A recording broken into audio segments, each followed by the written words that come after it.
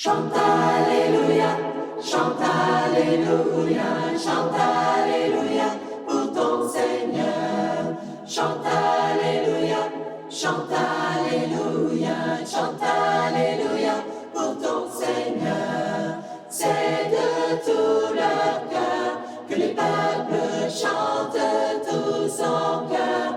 Alléluia, élève la voix pour chanter gloire au seul roi des morts. Chante Alléluia, chante Alléluia, chante Alléluia pour ton Seigneur. Chante Alléluia, chante Alléluia, chante Alléluia pour ton Seigneur. De partout sous les cieux, de partout sous les cieux, sur la terre en tout lieu, sur la terre en tout lieu, de création louée, ton Dieu. De partout sous les cieux, de partout sous les cieux, sur la terre en tout lieu, sur la terre en tout lieu, de création louée, ton Dieu. Chante Alléluia, chante Alléluia, chante Alléluia pour ton Seigneur. Chante Alléluia, chante Alléluia, chante Alléluia pour ton Seigneur. Chante Alléluia, chante Alléluia, chante Alléluia. Chante Alléluia pour ton Seigneur. Oui, chantons. Chante Alléluia, chante Alléluia, chante Alléluia pour ton Seigneur. Oui, chantons. Chante Alléluia, chante Alléluia, chante Alléluia pour ton Seigneur. Chante Alléluia, chante Alléluia, chante Alléluia, chante Alléluia pour ton Seigneur. Alors, bienvenue à tous et puis je suis heureux de vous retrouver. Cette saison d'automne qui est là et qui nous a bien surpris.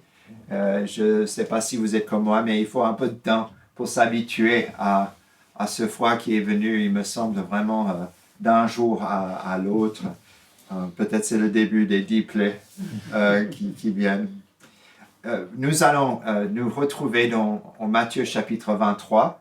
On va commencer un nouveau chapitre et nous allons nous concentrer sur 12 versets qui sont là. Et puis la semaine prochaine, si Dieu le veut, je vais reprendre la suite où Jésus va confronter directement les dirigeants religieux à Jérusalem. Vous savez, quand vous avez quelqu'un qui se plaint tout le temps, mais vraiment qui se plaint tout le temps, à un moment donné, vous arrivez à fermer les oreilles, vous n'écoutez plus les plaintes de cette personne, même si la personne a raison, comme certains de nos hommes politiques, de temps en temps, ils ont raison, mais on a de la peine à être d'accord avec eux parce que la plupart du temps, ils ont tort, il semble. Quelqu'un qui se plaint tout le temps, alors à un moment donné, c'est terminé, on n'écoute plus, on les laisse parler peut-être, mais on ne les écoute pas. Quelqu'un qui se fâche, c'est la même chose, qui se fâche tout le temps, à un moment donné, vous dites, c'est sa manière d'être, et puis on va éviter cet individu. Mais quand quelqu'un qui est doux, quelqu'un qui est tranquille, quelqu'un qui est rempli de paix, quelqu'un qui sait ce que c'est d'être un être humain et de vivre la compassion de Dieu et l'amour de Dieu, quand quelqu'un comme ça se plaint de comment vivent les autres et se fâche, alors peut-être c'est le moment de prêter attention à ce que cette personne va dire. C'est comme ça pour Jésus, Dieu est tranquille. Vous vous souvenez, il ne contestera pas, il ne criera pas et personne n'entendra sa voix dans les rues. Il ne brisera pas le roseau froissé et il n'éteindra pas le lumignon qui fume jusqu'à ce qu'il ait donné la victoire à la justice. Mon fardeau est léger, n'est-ce pas, dit Jésus. Mais ici, dans chapitre 23 et dans chapitre 25, 24, nous allons voir Jésus donc, qui doit confronter. Et je crois qu'il y a une colère juste et saine qui est là, et aussi une confrontation qui appelle à la repentance, mais aussi au jugement. Et Jésus, maintenant, après tout ce temps, c'est le moment pour ces dirigeants religieux de comprendre une fois pour toutes ce que Jésus pense et ce que Dieu pense d'eux. Et juste pour mettre en scène les différentes choses, ça fait déjà un moment que les dirigeants, les pharisiens, les scribes essaient de piéger Jésus à travers des questions, vous vous souvenez. L'idée, c'est de trouver dans ses propres paroles, trouver une manière de le condamner ou pour qu'il perde face devant la foule. Doit-on payer des impôts à César? À la résurrection de quel de ces 7 hommes sera-t-elle la femme? À quel commandement est le plus grand? Et tout cela est dans un contexte qui est plus grand, dans l'évangile évidemment de Matthieu. Mais n'oublions pas que Jésus vient de chasser quelques jours avant les vendeurs du temple en citant Jérémie le prophète qui était présent et qui annonçait la chute de Jérusalem quelques 600 ans avant la chute de Jérusalem aux mains des Babyloniens. Et Jésus reprend ses propres paroles. Et vous vous souvenez aussi qu'il va à ce pauvre figuier et il va le maudire et c'est terminé. Et Justin nous a bien expliqué que ce figuier est Jérusalem incrédule, c'est Israël qui n'accepte pas le Messie et il y aura un jugement contre Israël incrédule. Et puis il y a la parabole de la vigne qui vient directement d'Ésaïe, je crois que c'est Ésaïe chapitre 5, que les dirigeants se rendent compte que Jésus est en train de parler d'eux, c'est-à-dire qu'ils rejettent les prophètes, qu'ils rejettent le Fils et qui seront jugés. Et puis ici, au chapitre 23, c'est tout un chapitre où Jésus dénonce les dirigeants corrompus, pourris et abusifs du peuple de Dieu. C'est le procureur qui dénonce les actions illégitimes des dirigeants spirituels du peuple de Dieu. Et une introduction parfaite, je crois, au chapitre 24, où Jésus va parler de la destruction de Jérusalem. Et mon idée, disons, je crois que Justin va en parler, mais je crois que chapitre 24 n'est pas un discours qui parle de la fin du monde et de notre univers. Je crois qu'il parle de ce jugement que Jésus dit va venir sur Jérusalem incrédule et sur le peuple d'Israël qui rejette le Messie. Et Jésus va parler de cela au chapitre 24 et Justin va tout expliquer sans difficulté. Mais c'est vraiment une mise en scène de ce jugement que Jésus va prononcer. Donc voilà, nous allons décortiquer ce texte avec 6 choses que j'aimerais qu'on regarde ensemble, d'accord? Et ça sera assez vite, mais vous aurez le temps de méditer ces différentes paroles de Jésus. Donc, lisons au verset 1 à 3. Alors Jésus, donc Matthieu 23, les versets 1 à 3.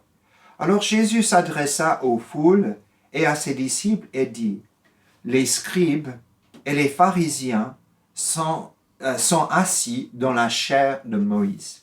Faites donc et observez tout ce qu'ils vous diront, mais n'agissez pas selon leurs œuvres, car ils disent et ne font pas. » Bon, plusieurs choses ici. Les scribes, donc, ce sont ceux qui sont instruits dans la loi. Ce sont ceux auxquels on va aller pour demander la sagesse de Dieu. Ce sont eux qui connaissent le Torah, qui connaissent l'Ancien Testament par cœur et savent comment appliquer les enseignements des rabbins. Et les pharisiens, ce sont les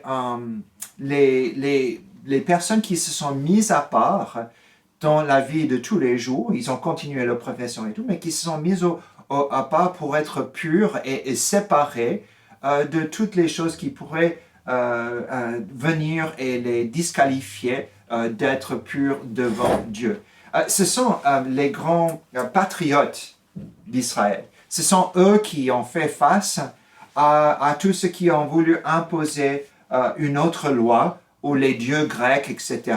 Et ce sont eux, les pharisiens, qui se sont mis en face pour arrêter cela. Beaucoup ont donné leur vie pour garder un Israël pur, entre guillemets. Mais maintenant, c'est une secte des Juifs qui est très dévouée à tous ces enseignements et toutes ces pratiques, mais vous savez, sont les opposants avec les scribes les plus farouches de Jésus. Et donc Jésus, il dit, les scribes et les pharisiens sont assis dans la chair de Moïse, faites donc et observez tout ce qu'ils vous diront, mais n'agissez pas selon leurs œuvres, car ils disent et ne font pas.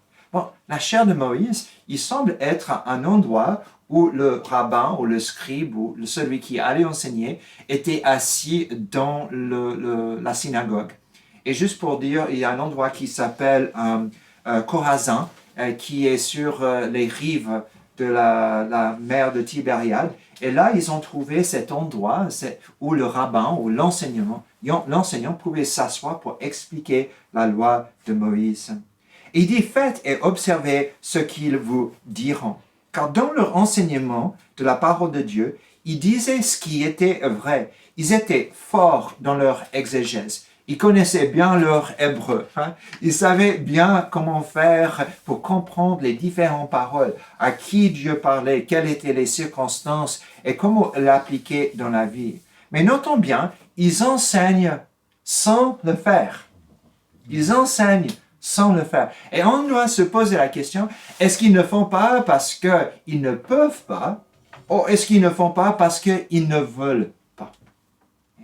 Et je crois que par la suite, nous allons voir que Jésus va dire qu'ils sont des hypocrites, c'est-à-dire qu'ils n'ont vraiment pas l'intention de vivre tout ce qu'ils enseignent aux autres. Jacques chapitre 3, le verset 1, vous savez, dit que l'enseignant est jugé plus sévèrement que ceux qui l'écoutent. Et je crois que c'est le cas ici. C'est qu'un enseignant peut se trouver énamoré par une belle parole qu'il a mise sur une feuille, une tournure de phrase qui va vraiment capter son auditoire, une petite blague qui va faire rire tout le monde. Il peut faire ces différentes choses, mais peut-être il va oublier de mettre en pratique ce qu'il est en train d'enseigner. Il peut se trouver plus énergisant de comprendre le sens exact d'un mot. Il peut passer des heures et des heures à travailler un texte, mais ne passe pas le temps à mettre en route ce que Jésus a enseigné, d'intérioriser cette parole qu'il est en train d'étudier. Et Jésus félicite l'exactitude de leurs enseignements tout en condamnant leur comportement.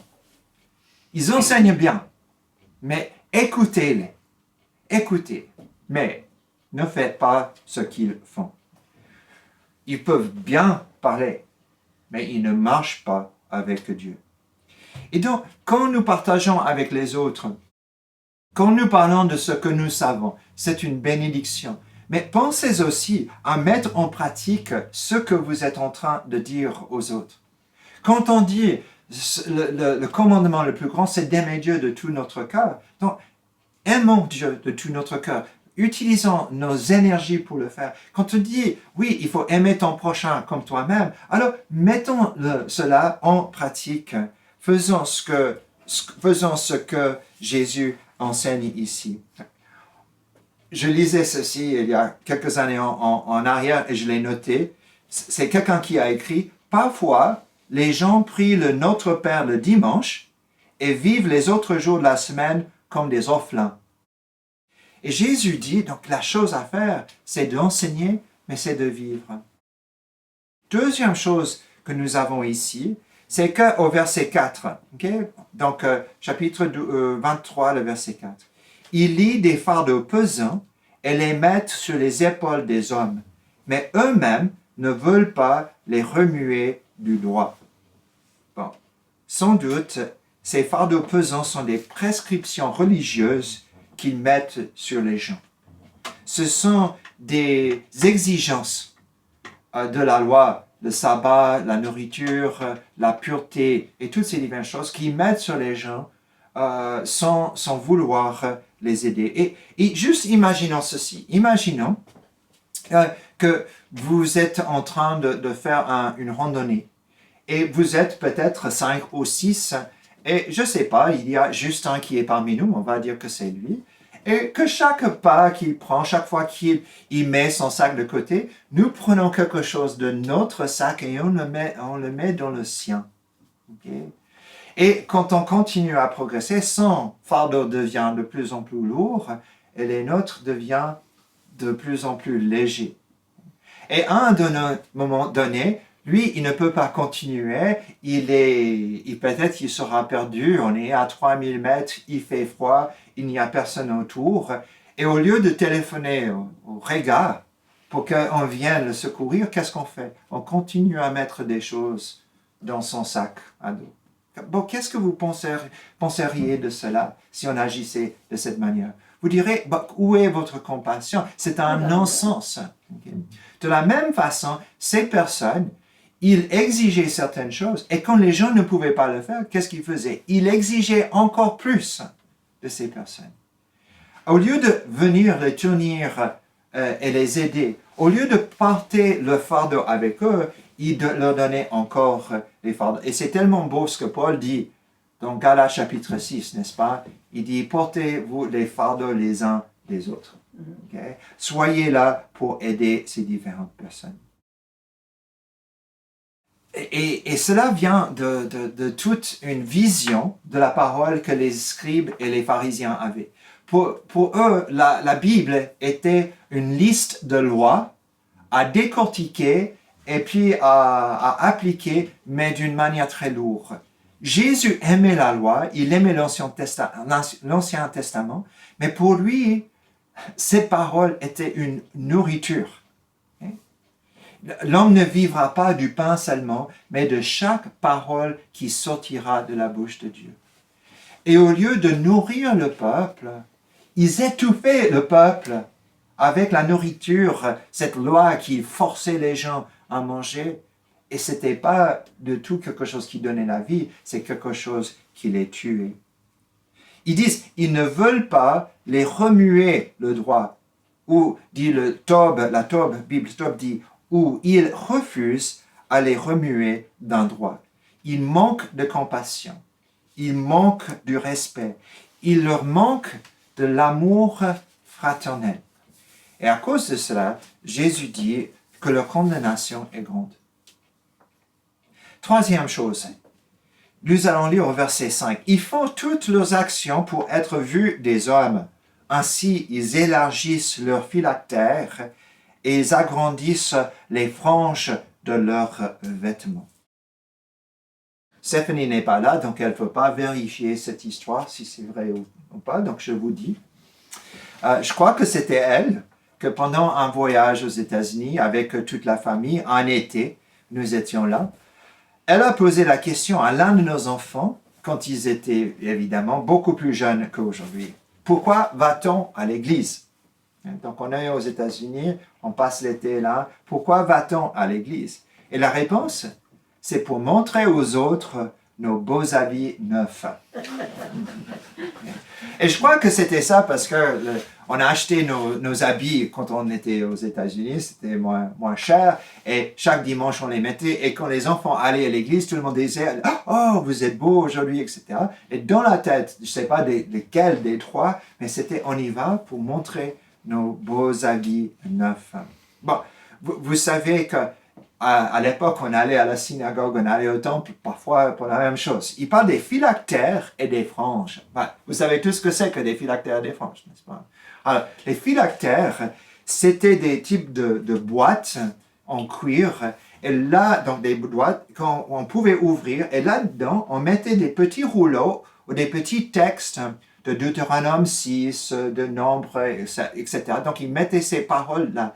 Et ils les attachaient comme ceci, un peu comme un masque, n'est-ce pas, mais avec une boîte dedans. Il l'attachait sur la tête, cette boîte qui était ici sur le front. Okay? C'était plutôt comme ça qu'il avait. Et puis, ils attachaient aussi avec une corde sur les mains, parce que c'est cela que nous lisons dans Deutéronome chapitre 6. Et c'est ça qu'ils portaient. Alors, il semble que Jésus est en train de dire, non seulement il y avait une petite boîte comme cela, ou une petite boîte comme ceci qu'on mettait, parce qu'il prenait cela d'une manière littérale, c'est-à-dire Dieu a dit, vous allez lier ce commandement sur vos fronts et sur vos mains. Je crois que c'est une image, mais il y en a qui ont pris, donc on va le faire. Et donc, non seulement ils mettaient une petite boîte, mais ils mettaient des cartons dessus, okay, avec la parole de Dieu. Et là, tout le monde voyait combien ils étaient religieux quand ils allaient faire cela. La deuxième chose, c'est les franges. Les franges sont des bouts de vêtements, des robes que les hommes portaient à l'époque. Et puis, cela était aussi de la loi. Ça venait de Nombre 15 et puis de Deutéronome 22. Et ceci, c'était un signe aussi d'être le peuple de Dieu. Vous savez que Jésus, lui, a porté des franges. Vous vous souvenez qu'il y a une femme qui veut toucher seulement les franges pour être guérie. Donc Jésus n'est pas contre cela, mais il est contre l'expression externe de dévouement quand le cœur est corrompu et quand l'âme n'est pas là. Vous savez, ils font cela pour être vus. Et dans le Sermon sur la montagne, Jésus en a déjà parlé. On peut avoir une motivation quand on fait quelque chose. Qu'est-ce que Dieu veut? Et Dieu, il bénit cela. Quand vous faites parce que Dieu, il veut cela, il va vous bénir. Comment est-ce que je peux glorifier mon Dieu? En faisant cela parce que je fais pour la gloire de Dieu, c'est quelque chose qu'il apprécie. Comment est-ce que je peux lui plaire? Comment est-ce que je peux aimer mon prochain comme moi-même? Ce sont toutes de bonnes motivations pour faire ces différentes choses. Mais Jésus a dit, ne permets pas à ta main gauche savoir ce que fait ta main droite. Faites ces choses en cachette. Jésus était connu comme un homme de prière. Parce que les disciples voyaient qu'il priait, mais il ne priait pas pour être vu. Il priait pour être avec son Père. Daniel avait son habitude de prier devant une fenêtre ouverte vers Jérusalem. Mais il n'a pas fait pour être vu. Il a fait parce qu'il a voulu faire la volonté de Dieu et le glorifier. Et ces hommes faisaient de bonnes choses, mais pour être vus. Et donc, ce qu'ils faisaient, c'était de la vanité. Ça ne servait à rien. Versets 6 et 7.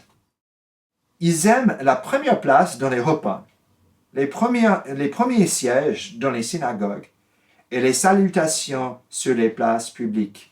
Ils aiment aussi être appelés par les hommes rabbis. Ici, nous avons la relation avec leur public. Vous avez 4 choses ici. Ils disent qu'ils aiment. Ils aiment ces différentes choses. Les repas, meilleure place dans la synagogue, les salutations sur les places publiques, oh, t'es là. Et puis finalement, le mot rabbi ou rabbin, tremplin pour la prochaine chose que Jésus va condamner. Vous savez que, et vous le savez, je suis allergique au titre. Quand quelqu'un me dit tu es le pasteur, okay? Je suis un peu allergique à cela, même si j'ai un travail pastoral et je le sais. Claudine, pour rire, elle m'appelle chef depuis des années, mais c'est pour rire. Hein? Elle se plie comme cela aussi, hein? Mais elle dit pour rire. Donc, parce que je crois que nous savons qu'il y a un seul chef, n'est-ce pas? Et c'est ça que nous voyons par la suite. Il y a un seul qui est au-dessus de tous. Et parfois, dans le monde religieux, on peut se cacher derrière des titres, soit pasteur, soit père, soit docteur. Okay? Toutes ces différentes choses. Et on doit vraiment prêter attention. On doit prêter attention de ne pas chercher à être invité par les gens les plus importants et tout. Et de dire oui, on aime les bonnes places. Et Jésus sait qu'on aime les bonnes places. Vous savez ce qu'il a dit quand vous êtes invité à un repas, que faire? Vous vous souvenez? Il a dit, mettez-vous à la dernière place. Vous vous souvenez de cela? Okay? Il dit qu'en faisant cela, qu'est-ce qui se passe? le maître entre là, et il voit que vous êtes vraiment à côté de WC, ok, il est là, et il dit, mais pourquoi tu es là, viens ici, je te donne une meilleure place, ok. Et donc, je crois que ce sont des choses qu'ils ont beaucoup aimé, c'est tout ce qui est externe. Donc, on peut s'appeler chef ou autre, mais n'oublions pas, attention qu'il y a un seul chef. De faire que pour rire, il y a zéro problème avec cela. Mais de savoir qu'il y a un seul qui est au-dessus de tout, waouh, nous devons le croire. Et ne pas chercher un titre qui vient des hommes. Versets 8 à 10. Mais vous, ne vous faites pas appeler rabbi, car un seul est votre maître. Et vous êtes tous frères. Ah, n'aimez-vous pas cela? Vous êtes tous frères. Et n'appelez personne sur la terre Père, car un seul est votre Père, celui qui est dans les cieux. Ne vous faites pas appeler directeur, car un seul est votre directeur, le Christ. Bon, juste pour dire, très vite, Rab veut dire le grand ou le maître. Okay? Rab, donc en hébreu. Rabbi veut dire mon maître. Ça veut dire que je donne mon obéissance à lui. Et Rabboni, ce que Jésus reçoit plus tard comme titre, veut dire mon grand maître. Mon grand maître. Donc, Rab, c'est le grand ou c'est le maître. Rabbi, mon maître. Et finalement, Rabboni, mon grand maître. Et vous savez que parfois, nous essayons de mettre quelqu'un entre nous et Jésus. Parfois, c'est ouais, mon pasteur m'a dit, ou etc., etc. Et je comprends cela, mais Jésus dit, il y a un seul qui est votre grand maître. C'est moi, le Christ. Okay? Il y a un seul qui est votre Père. Et attention, il n'est pas en train de dire, vous ne pouvez pas dire à votre papa. C'est pas ça. Il est en train de parler d'un contexte religieux, parce que chacune de ces choses, c'est le cas. Il est dans un contexte religieux. Mais il a raison qu'à un moment dans la vie, que nous n'allons plus dire à papa, je fais ce que tu demandes, mais je fais ce que mon Père Céleste veut. N'est-ce pas? Il y a ce moment dans la vie où nous sommes tous appelés à suivre notre Père Céleste. Dans la Bible, quand même, on a besoin des dirigeants spirituels. Et ce n'est pas une démocratie où tout le monde peut décider ce qui est bon et ce qui est juste. Nous avons la parole de Dieu. Par contre, Hébreux chapitre 13, le verset 17 dit « Obéissez à vos conducteurs et soyez leur soumis, car ils veillent au bien de vos âmes, dont ils devront rendre compte. Faites en sorte qu'ils puissent le faire avec joie et non en gémissant, ce qui ne sera pas à votre avantage. » Donc ça c'est Hébreux chapitre 13, le verset 17. Donc oui, il y a des rôles qui sont différents dans l'Église. Mais on n'est pas dans une hiérarchie de titres et qu'il y a un seul qui est au-dessus de nous tous. Jésus a déjà dit, n'est-ce pas, le plus grand dans son royaume, c'est le plus petit. Le premier, c'est celui qui est le dernier. Okay? Ce sont les pauvres qui deviennent riches en Christ, les pauvres en esprit. Et une dernière chose, c'est au verset 11. Le plus grand parmi vous sera votre serviteur. Qui s'élèvera sera abaissé, et qui s'abaissera sera élevé.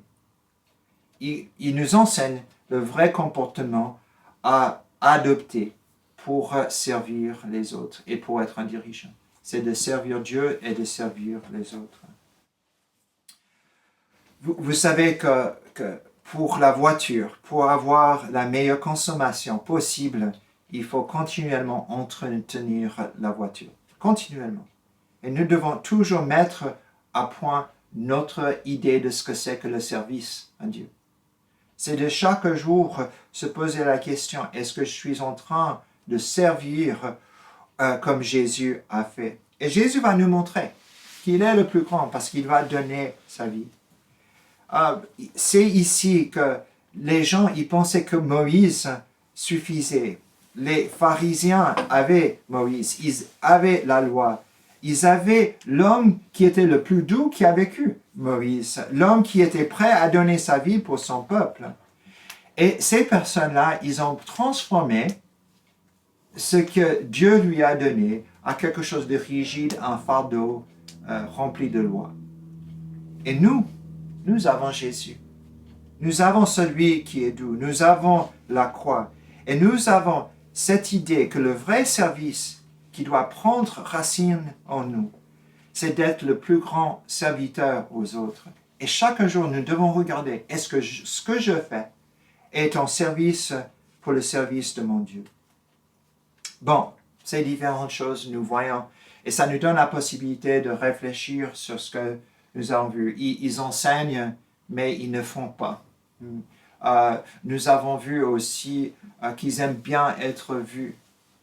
Nous voyons qu'ils mettent des fardeaux sur les gens plutôt que de les aider. Nous voyons qu'ils prennent la place de Dieu. Nous voyons aussi quel est le vrai ministère, le vrai service que nous devons offrir. Et puis on lit tout cela et on dit, waouh, ça fait 2000 ans que Jésus a dit cela. Que ces choses sont aussi actuelles aujourd'hui. Je dirais que l'Esprit connaît bien les cœurs des hommes et que nous chercherons toujours à se montrer aux autres plutôt que de chercher à l'intérieur de nous-mêmes ce que Dieu désire de nous. Et donc Jésus nous met en garde pendant qu'il met en garde ces différentes personnes. Et il veut tout mettre au point à nous. Il veut que ce moteur fonctionne bien. Et je crois avec ces différentes choses que nous avons vues dans notre esprit, il nous donne beaucoup de bonnes choses sur lesquelles nous pouvons donc méditer et nous pouvons manger ces différentes choses. Sa parole est quelque chose qui nous fait vivre. Jésus va continuer. Donc, la semaine prochaine, il va parler donc de ces gens qui vivent dans l'hypocrisie. Et quand il fait cela, nous voyons que Jésus dit le moment pour revenir en arrière, le moment de repentance est passé. C'est le moment maintenant que Dieu va juger. Et donc, vous pouvez préparer la suite de cela. Mais pendant cette semaine, cherchons à aimer Dieu et de servir les autres de tout notre cœur. Immuable, Dieu fidèle, invincible, défenseur, imprenable, citadelle, notre abri, c'est toi, Seigneur. Jésus prêtre, tu te donnes. Sacrifice rédempteur, divin maître, tu pardonnes. Notre paix, c'est toi, Seigneur. Que ton règne juste et bon se révèle en tes enfants, qu'on les juge à l'étalon de ton amour tout-puissant. Que la gloire de ton nom soit leur vœu le plus ardent. Notre roi, c'est toi, Seigneur. Lorsque passe notre monde, quand tu juges le pécheur, que ta grâce surabonde. Notre espoir, c'est toi, Seigneur. Que ton règne juste et bon se